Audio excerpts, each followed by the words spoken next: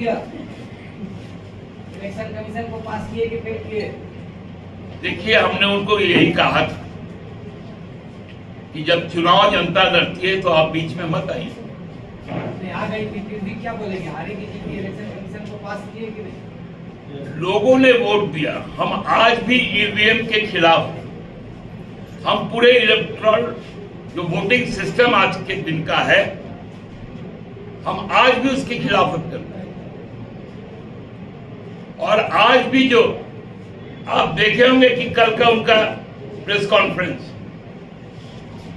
और आज का भी उनका प्रेस कॉन्फ्रेंस, उनको जनता ने बाध्य किया कि आप सुधर जाइए, और यही तो हमने कहा था कि आप प्रायश्चित कर लीजिए। जी भी जीती है चुनाव में, उनके जीत के क्या मायने हैं, क्या कुछ बदलेगा राज्य के राजनीतिक परिदृश्य में? देखिए, कल्पना जी सोरेन की जीत एक बहुत बड़ा उत्साह और हमारे कार्यकर्ताओं के बीच में एक ऊर्जा का प्रवाह किया। आप सबने देखा, हमारा युवा नेता जब जेल में डाल दिया गया तो जो आघात उसकी युवा पत्नी को हुआ,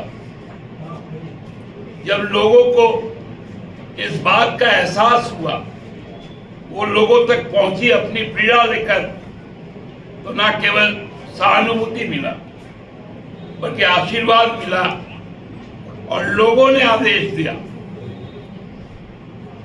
कि हम अपने बेटे और भाई की लड़ाई आपके साथ मिलकर लड़ेंगे। दादा, एक सवाल है। 2019 के विधानसभा चुनाव में 28 ट्राइबल सीट में 26 भाजपा है, और इसमें जो 5 आरक्षित सीट था आदिवासी सीट, जो वो बीजेपी हार गई। प्रदेश अध्यक्ष बीजेपी के आदिवासी हैं, बड़े जगह मामला, इस पर कैसे देखते हैं? अब तो उन पे सहानुभूति है, उनको तो शायद निकाल दिए जाएंगे, और इसलिए उनके साथ मेरी सहानुभूति है। पार्टी में नहीं दादा, सहानुभूति दिखाते हैं। नहीं, अप्लाई करेंगे तो सोचेंगे। लेकिन दूसरी बात है कि आगामी विधानसभा का चुनाव तो हम 52 सीटों का ना लड़ेंगे। 29वां सीट हमारा पहला सीट होगा। ये तो पिछले बार का भी मैंडेट था 2019 का, और देखिए जो 2 सीट जिस जगह से आया था, वो दोनों कॉन्स्टिट्यूएंसी हमने रिगेन कर लिया, तोड़पा और खूटी। तो अब मेरा पहला नंबर 29वां सीट। दादा, कल इंडिया की बैठक है, क्या आप लोग को आमंत्रण मिला है? इंडिया की भी बैठक की कोई सूचना नहीं। दादा, बीजेपी कार्यालय में जश्न मनाया गया और कहा गया तीसरी बार नरेंद्र मोदी प्रधानमंत्री बन रहे हैं। नेहरू जी के बाद देश में प्रधानमंत्री नरेंद्र मोदी तीसरी बार प्राइम मिनिस्टर बन रहे हैं, और आतिशबाजी से लेके लड्डू पूरी तरह से जश्न मनाया गया है। देखिए, ये तो उनकी हताशा है ना, जिन्होंने अपने नाम पर बहुमत की बात की, उसको बहुमत आया क्या? ये सारे भाजपा के जो लोग हैं, ये अदानी और अंबानी के पेरोल के लोग हैं। सुबह से सेंसेक्स का जो बुरा हाल हुआ कि उनके सारे कर्मचारी आ गए भाजपा के दफ्तर में, वो कोई राजनीतिक कार्यकर्ता नहीं थे। क्योंकि मोदी जी कैसे जीते चुनाव? वो तो अब नेहरू जी के साथ मोदी जी की तुलना होगी। जो नेहरू जी के दौर में जो रेल, जो गेल, जो सेल, जो एचईसी, जो भेल, जो एयरपोर्ट अथॉरिटी, जो पोर्ट ट्रस्ट, जो एम्स, डीआरडीओ, इसरो, आईआईटीज, तो नेहरू जी ने बनाया, उसको बेचने के लिए तीसरी बार प्रधानमंत्री बने। 75% तो बेच दिया नेहरू जी के बनाए। लेकिन अब देश नहीं बिकेगा। अब देश उनके खिलाफ खड़ा है। बंगला में एक थोड़ा बुरा लगेगा, लेकिन हर शब्द में सब कुछ नहीं होता। तीसरा में चांद में भी द है, तो द बहुत जगह में होता है। अच्छा, सरकार अगर ये बना लेंगे तो क्या सरकार चलने की संभावना कितनी दिख रही है आपको? कहां से चल जाएगा सरकार? कहां से लाएंगे बहुमत? ये तो सब बात करके इंस्टेबल गवर्नमेंट रहेगा। कभी चंद्रबाबू नायडू टालेंगे, कभी नीतीश जी टालेंगे, काबू में रहेंगे वो ना? कभी चिराग पासवान टालेगा, और मोदी जी का कब अहंकार कहां रहेगा? अमित शाह जी का इतना भारी आवाज कहां से निकलेगा? मेमनों की तरह रहना पड़ेगा। जहां ये तीन हरवाहे जब हाकेंगे, सुरसुर सुरसुर सुरसुर करके गली नापना पड़ेगा। गिरिडीह में हार की वजह क्या मान रहे हैं? गिरिडीह में हार की वजह और जमशेदपुर में हार की वजह, जमशेदपुर में भारी भीतराघात हमारे साथ हुआ है। पूरी विस्तार से इस पर चर्चा करेंगे। इसी से जोड़ के मेरा सवाल और गिरिडीह में हमारे हार की वजह मैंने आपको अभी कहा, वो जो समाज को बांटने का काम हुआ, जो मूलवासी आदिवासियों को बांटने का काम, उसका नतीजा कि हम गिरिडीह दादा JLKL की उपस्थिति और जन समर्थन को रिवायती राजनीति में किस नजरिए से देखा? मैं समझ नहीं पाया क्या बोला। JLKL टाइगर पार्टी की उपस्थिति और जन समर्थन जैसा मिला है, उसको रिवायती राजनीति में किस तरह से जो वोट JMF को जाना चाहिए था वो JLK में चला गया। देखिए, इसी चीज की समीक्षा होगी, तुरंत किसी का आकलन नहीं हो पाता। आप भी समीक्षा करेंगे और हमें बताएंगे, हम भी समीक्षा करके आपको बताएंगे। मैंने कहा ना कि हमारे लिए जो अगले 3 महीने हैं, जो मुद्दों को लेकर उन्होंने सामने लाने का काम किया, वो भ्रम फैलाया। क्योंकि यही काम तो हम करना चाहते थे कि हेमंत सोरेन जी जेल में, फिर आचार संहिता लग गया, और अगले 3 महीनों में हम यही काम करने जा रहे हैं कि झारखंडी भाषा के शिक्षकों की नियुक्ति होने जा रही है। 30,000 शिक्षकों की पद भरे जाएंगे, और भी नियुक्तियां हैं, सबको ही उस स्तर पे किया जाएगा, और 90 दिनों के अंदर में ये सारे मुद्दे समाप्त हो जाएंगे। दादा मेरा 2 सवाल है। एक तो है कि आप बीजेपी ने नारा दिया था आपकी बार 400 पार, लेकिन इसके जीतने के बाद भी आप लोग ऐसे खुश हो रहे हैं जैसे कि जीत आपकी हो गई है, तो क्या आप मान लिया जाए कि 400 क्रॉस नहीं करना ही आपका लक्ष्य है? और दूसरा कि झारखंड में 9 सीट भी आप गंवा चुके हैं। नहीं, देखिए, मैं आपको एक चीज बता दे रहा हूँ, हम 400 पार से क्यों जीते और मैं क्यों? क्योंकि उनके 3 नेता, लल्लू सिंह, और निरंजना साध्वी न कौन है, और उनके अनंत हेगड़े, और अभी हाल में उनके जो मथुरा से कि मेरठ से जो कैंडिडेट है अरुण गोविल, इन्होंने स्पष्ट तौर पे कहा कि हम 400 इसलिए लाना चाहते हैं कि हमको संविधान बदलना है। अब वो तो नहीं बदल पाएंगे ना। खुशी इस बात की है, मैं शुरू में ही कहा कि संविधान बदले। हाँ, जहां तक आप झारखंड में बोल रहे हैं हम 9 सीटें लूज की है, तो पहले हमने 12 सीटें लूज की, लेकिन इससे संतोष नहीं है। हम 2004 चाहते थे, लेकिन जो बंटवारा आपस में इन लोगों ने किया था, जो षड्यंत्र करके, उसमें हम विफल हुए। इसलिए तो मैं कह रहा हूं कि उस विफलताओं को मैं सुधार लूं। दादा, एक सवाल आखिरी में ये है कि जो जेएमएम का स्ट्राइक रेट रहा 5 में 3 जो है आप जीतते हुए नजर आ रहे हैं, जीत ही चुके हैं। आप 5 पे लड़े थे, कांग्रेस जो है 7 पे लड़ रही थी, 2 सीट जो है उनके खाते में जाता हुआ दिखाई दे रहा है। आप क्या मानते हैं कि आपके पास मौका था जो ये आंकड़ा है इसको सही जगह पे ले जाने का, जिसका दावा आप कर रहे हैं? राजबाबू थोड़ा ईमानदारी से उन दोनों सीट पर भी फरमा लीजिएगा थोड़ा नजर, तो वो दोनों सीट भी हम ही जीते हैं। तो 5 वही सवाल है मेरा, चूक आपको लगता है कहाँ किस लेवल पे चूक हुई? लेवल पे बहुत तरह की चीज हुई जिसको सार्वजनिक बहुत जल्द नहीं किया जाता है।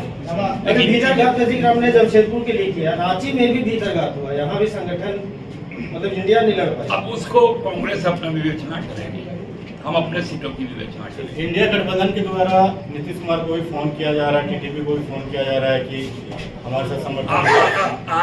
आपके मोबाइल से कॉन्फ्रेंस हुआ है क्या? पता नहीं चल, शरद पवार के द्वारा कॉल किया जा रहा है। तो शरद पवार जी से पूछ लीजिए हमसे। गीता और शीतल दोनों के हार, ये हार कोई नहीं है क्या? ये तो जिस दिन घोषणा हुआ था उस दिन हमने कहा था कि आप परिवार तोड़ोगे तो जनता माफ नहीं करेगी। पिछले बार कोल्हान में जो आज का समीकरण वहां है, हमारे 5 विधायक थे, कांग्रेस का 1 था गीतापुरा, जिताने का काम किया था। आप उनको तोड़ोगे तो आप बदला नहीं लेंगे क्या? हम सरेंडर करेंगे क्या वहां पर? हम जोबामा जी को जिता के लाए।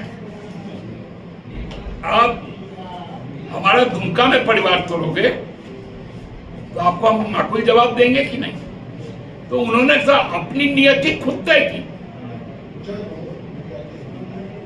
कि हमें नहीं जितना बोल के भाजपा जाना है, तो उससे तो कोई रोक नहीं सकता है ना। थोड़ा अफसोस हुआ कि नहीं भाभी जी के हार का? हाँ, भाभी जी के हार का थोड़ा दुख हुआ। भाभी जी अगर वापस आना चाहें तो क्या आप करेंगे? कि रास्ते खुले हुए हैं?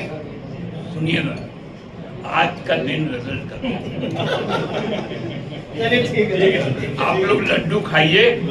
अभी हम लोग गांडे का चुनाव और 3 लोकसभा का चुनाव का जल्द मनाएंगे, इसके साथ आप लोग भी जल्द मनाएंगे। यदि वाराणसी में प्रशासन नहीं रहता, यदि भाजपा वहां चुनाव जीतती तो उसके अगल बगल के सभी सीटें सपा ने जीतने का काम, क्योंकि वहां लोगों ने वोट किया, वाराणसी में प्रशासन ने वोट किया। मोदी जी चुनाव हार चुके। अब यदि वो प्रधानमंत्री बनते, जो कहते थे ना 56 इंच का सीना, एक अकेला मोदी सबसे पे भारी, हाथ उनके टूट गए हैं, पैर लड़खड़ा गए हैं। भारतीय जनता पार्टी बहुमत का आंकड़ा छू नहीं पाई। काख के नीचे बैसाखी लग गया है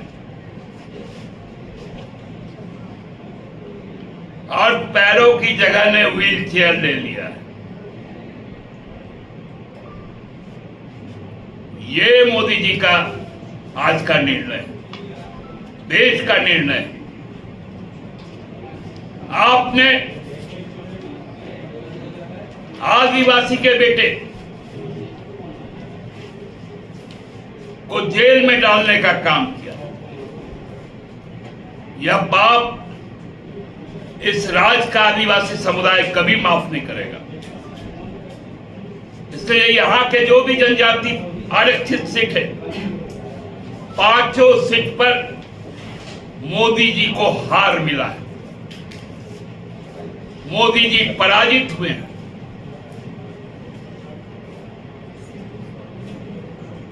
जब हमें जातियों में बांटा गया, एक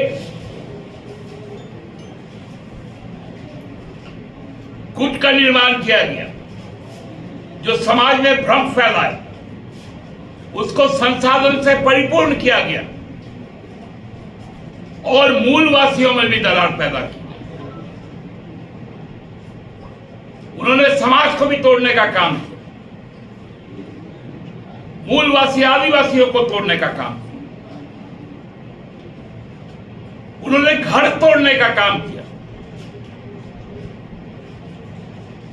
इतने नीचे लोग, इतने नीचे मानसिकता वाले लोग को सही जवाब मिला है। और मैं मोदी जी को कह देना चाहता हूं, क्योंकि अब तो मैं भाजपा को मानता ही नहीं, मैं मोदी जी को कह देना चाहता हूं कि बहुत जल्द 2024 में इसी झारखंड में आपकी तानाशाही को भी हम जमींदोज करेंगे, आपके कॉरपोरेट प्रेम को भी हम जमींदोज करेंगे। क्योंकि अब हम जो साजिश रचा गया मूलवासी आदिवासियों के बीच में, उसका मुकाबला करने को तैयार है। जो नुकसान आपने इस समाज को पहुंचाया, वो नुकसान अब हम होने नहीं देंगे। मैं आज हमारे झारखंड के सभी मतदाता मंडल को बहुत बहुत धन्यवाद देते हैं कि उनका आशीर्वाद हमारे लिए शिरोधार्य है। और जो हम आने वाले 3-4 महीनों में उनके प्रति प्रतिबद्ध होकर काम करेंगे, उस दिशा को दिखाने का भी काम किया है, उसके लिए भी आभारी हैं। हम आगामी जो हमारे अल्प समय है सरकार के, झारखंड के एक एक व्यक्ति, अंतिम छोर में पहुंचे हुए व्यक्ति के होठों में मुस्कुराहट लाएंगे, नौजवानों के लिए रोजगार लाएंगे, किसानों के लिए न्याय लाएंगे, मजदूरों के लिए न्याय लाएंगे, आदिवासियों के अस्मिता पर जो हमले हैं उसको रोकेंगे और एक समृद्ध झारखंड की ओर 2024 को लेकर चलेंगे। बहुत बहुत धन्यवाद।